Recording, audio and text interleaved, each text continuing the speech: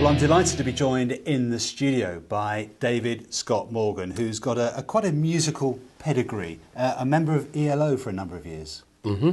Which is not bad. If you're going to be a member of a band, you might as well be, you know, with a band like ELO. That was a great time, real privilege to get to have a job with that group because they were real big, yeah. Yeah. Mm-hmm. We'll talk about them a bit later on. First of all, where did you grow up? Birmingham. Birmingham? Yeah, I thought I could detect. I didn't say Birmingham. I said Birmingham. Isn't it funny about, you know, the Birmingham accent? As soon as someone says, "I'm from Birmingham," oh, Birmingham. slope up into that. Yeah, it's true. Yes, it is true. Yeah. But did you? Was music always sort of with you? Did you know you were going to sort of be a musician? No, I just drifted into it. Music wasn't something you did as a career back then.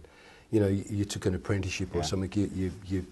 You did something, but I just drifted into music. We were on motorbikes one time, and my pal didn't come out on our bikes. He wasn't there, and I went to his house. Said, "What's the matter with you?" He said, "No, I'm not doing that anymore. I bought a guitar." Eh? And so that was it. Yeah. Yeah. So what did Mum and Dad want you to do?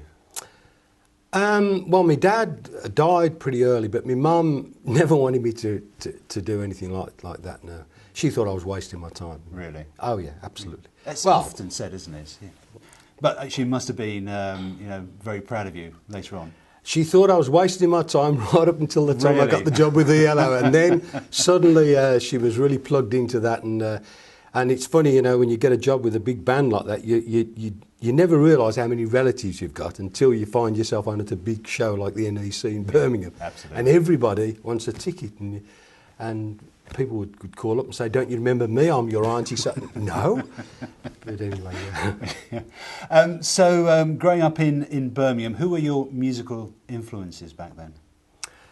We were all very influenced by all. I mean, me and my pals in ELO were very influenced by the Beatles and later on Bob Dylan. Yeah.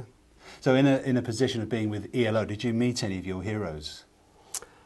I met, we did met quite a few people. The one that springs to mind is George Harrison. I went to his house and had dinner with him and oh, is that all? And Olivia.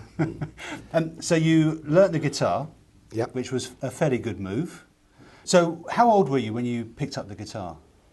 I was, I think I was 19, something like that, yeah. And were you a natural? Did it come easily to you? No, it was tough going. It's hard work when you first learn to play. I know. And then as soon as you can play a song, then it's great because you go, look, I can play this little tune. Yeah. And then you start it becomes fun. Yeah. It's wonderful when you can just string, you know, and get a sound out of it. What do you mean there's more? There are a few more, apparently. But no, you know, you can get by with 3 chords and make a sound, which is wonderful.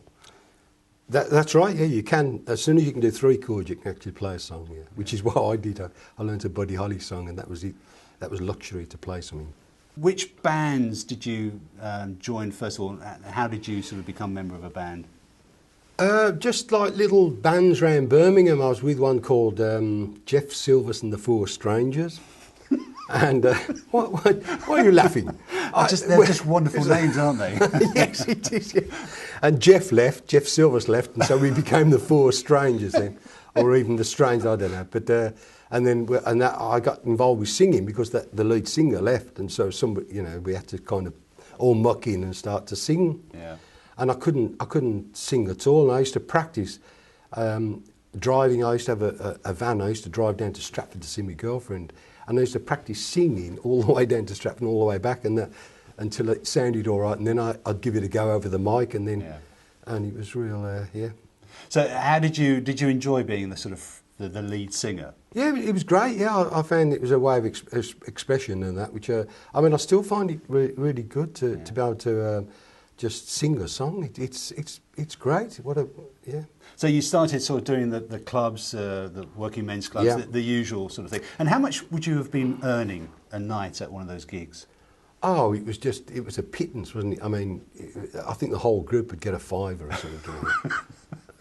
And that's including the roadie. Yeah.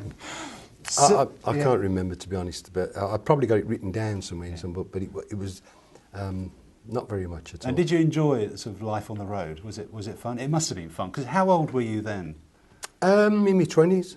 yeah. So, you know, I'm sure there was female attention and all of that. Well, actually, that's how I remember distinctly going to dances and girls saying, "Will you dance?" I go, "No, no." And I hated the idea of dancing, but I did notice that the guys in the groups didn't have to dance. They could get all the girls, and they didn't have to dance. Yeah. So I thought this is a good move. If I can play a guitar, and you know, which worked. You know, I didn't have to dance, and I still don't dance. Well, no, I don't.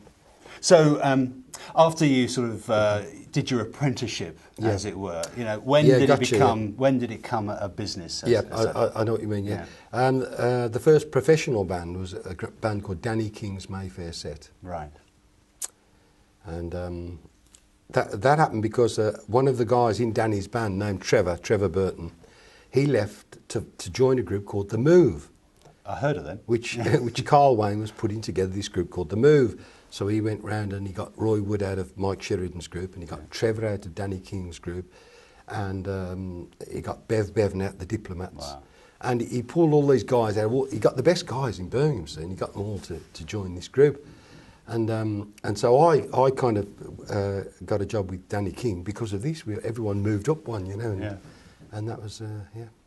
Was Birmingham a sort of thriving hot pot for music? Absolutely. Because Liverpool and London always get the sort of the headlines, but Birmingham as well. Absolutely, yeah. There was such a lot of integrating between all the groups and people mucking together, you know, meeting together. Yeah. And you must have all known each other as well. Yeah, yeah. I knew most of them. Some of them moved in different circles, you know, like, for example, I never met Steve Winwood until quite recently. Although he's from Birmingham, but they kind of moved in, they had a different club scene or something, and we never kind of bumped into each other.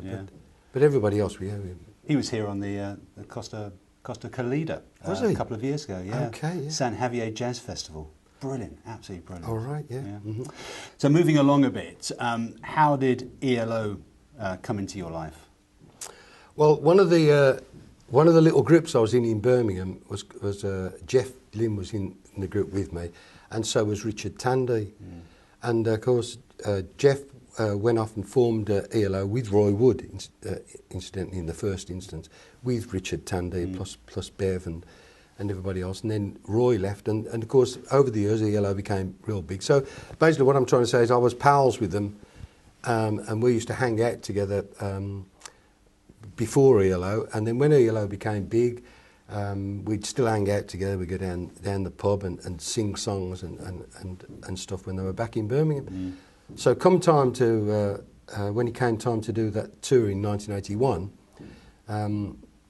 it was suggested that I help with the singing and played the guitar, and then somebody said, "And can you play this vocoder and this thing?" Yeah, we'll do that. So I sort of helped out with all that stuff, yeah. You were with them from 81 till 86? Correct, yeah. Yes. And who was the sort of core members of the band during that period? Yeah, that's right, because ELO on the records consisted of 4 people. Yeah. And that was Jeff, Richard Tandy, Bevan and Kelly Grukert, the bass player. Yeah. And then the other 3 people on the tour were kind of added for the tour. They weren't featured on the record. And that was myself, Lou Clark and Mick Kaminsky, the violin player. Yeah? Right.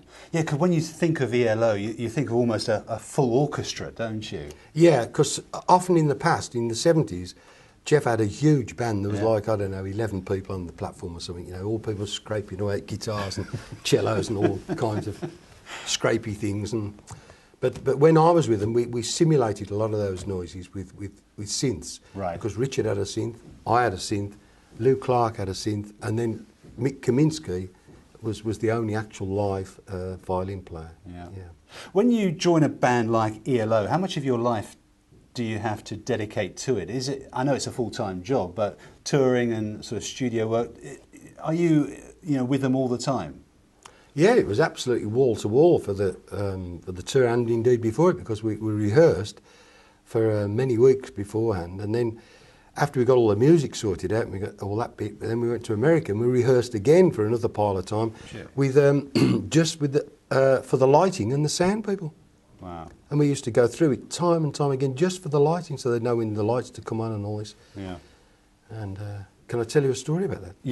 Please do, yes. Well, one time we were in this sound stage, as they call it, which is like a place where they make movies in Hollywood, yeah, MGM soundstage, and it had the quality of being completely.